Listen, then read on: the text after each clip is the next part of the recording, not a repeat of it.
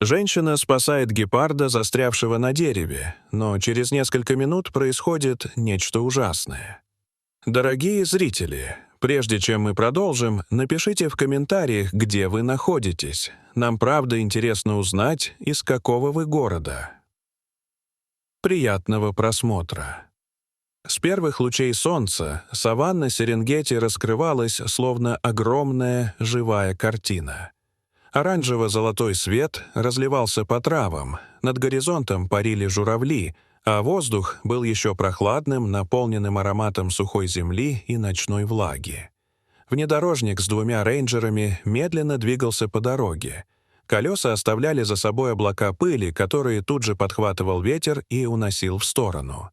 Ния и Тембо находились в пути уже больше недели. Каждый день они покидали привычный мир станции все дальше, вглубь дикой саванны. В этих местах не было связи, не ловило радио, не встречались другие люди. Только трава, деревья, редкие стада зебр и антилоп. Для рейнджеров это был не просто патруль. Это была борьба за каждую жизнь, которая могла оказаться на грани. Тембо крепко держал руль. На переднем сиденье рядом лежала ручная пила, аптечка, транквилизаторное ружье. Он никогда не знал, какой день принесет вызов. Ния перебирала записи в своем блокноте, где бережно фиксировала все случаи. От спасения птенцов из брошенных гнезд до тяжелых операций по перевязке ран буйволов. Она считала это не просто отчетами. Это была летопись их службы. Утро было тихим, но тревога жила внутри обоих. Слишком хорошо они знали. Тишина саванны часто обманчива. И вдруг, возле одинокой акации, их взгляд приковало неестественное зрелище. Гепард. Величественный, гибкий, символ скорости. Он стоял, прижавшись к дереву, совершенно неподвижный. Его хвост безжизненно свисал, уши опущены, дыхание едва различалось. Машина остановилась. Ния и Тембо переглянулись. В глазах женщины читалось беспокойство, в глазах мужчины — напряженная готовность. Они осторожно вышли. Подойдя ближе, они увидели кошмар. Шея гепарда застряла между 2 толстыми сучьями дерева, словно в капкане. Он пытался освободиться, натирал шею, рвал плоть, и теперь кожа была разодрана, опухшая. Из ран сочился гной, запах тлена висел в воздухе. «Он застрял здесь давно», — прошептал Тембо, зажимая нос от смрада.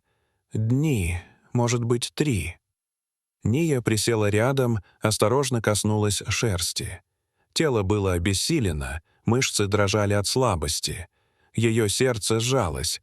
Если не вмешаться прямо сейчас, через несколько часов будет поздно. Но помощь была слишком далеко. Никакой связи, никакой подмоги, только они двое. «У нас нет выбора», — сказала она. «Мы должны действовать». Они составили план.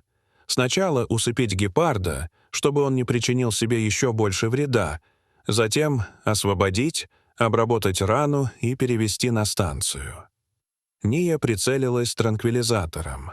Выстрел был точным.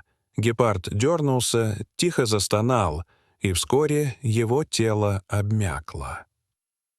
Тембо достал пилу. Звуки распиливаемого дерева эхом разнеслись по саванне. Каждое движение давалось с трудом. Ветка была сухая, твердая, сопротивлялась.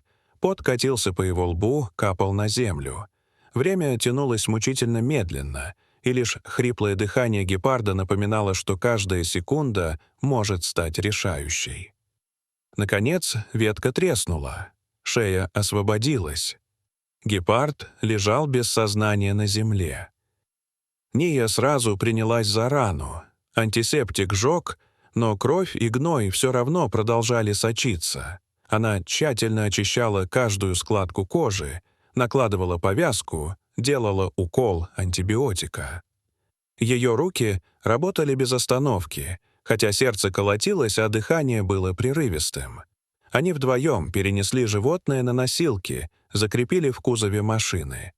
Туда же положили сушеное мясо, надеясь, что, очнувшись, он наберется сил. Дорога обратно стала испытанием. Днем солнце жгло так, что воздух дрожал над землей. Пыль липла к коже, обжигала глаза. Ния каждые полчаса проверяла гепарда, увлажняла губы водой, слушала дыхание, считала удары сердца. Тембо сосредоточенно вел машину, объезжая глубокие колеи и камни. Ночью они ставили палатку рядом с клеткой. Вокруг бушевала жизнь саванны. Смех гиен, далекий рев шакалов, стрекот миллионов насекомых. Они разжигали костер, и в его свете лица казались усталыми, но глаза горели надеждой. Иногда они молчали по несколько часов, прислушиваясь к каждому движению животного. На второй день гепард ненадолго очнулся. Он сделал несколько слабых глотков воды, попробовал кусочек мяса. Ния с трудом сдержала слезы облегчения. Тембо впервые за многие часы улыбнулся. Когда показалась станция, их сердца забились быстрее. Ветеринары уже ждали. Гепарда перевели в полевую операционную. Под наркозом врачи вычистили гной, вырезали мертвые ткани, наложили швы, поставили капельницы. Весь пост работал, словно единый организм. Каждый понимал, насколько редким и ценным был этот случай. На следующий день гепард открыл глаза. Его взгляд был тусклым, но живым. Ния и Тембо стояли рядом и впервые за долгое время позволили себе вздохнуть спокойно. Через 2 дня он поднялся. Сначала шатко, неуверенно, потом сделал несколько шагов. Ветеринары сказали, он справится. Через неделю его перевели в просторный вольер. Там он начал двигаться свободнее, мышцы набирали силу, шерсть на шее зарастала, скрывая страшные шрамы. Каждый раз, когда Ния и Тембо приходили, он подходил ближе, смотрел на них с тихим рычанием, будто узнавал своих спасителей. На 10-й день его привезли туда, где он когда-то застрял. Саванна встретила их привычным ветром и запахом пыли. Дверь клетки открыли.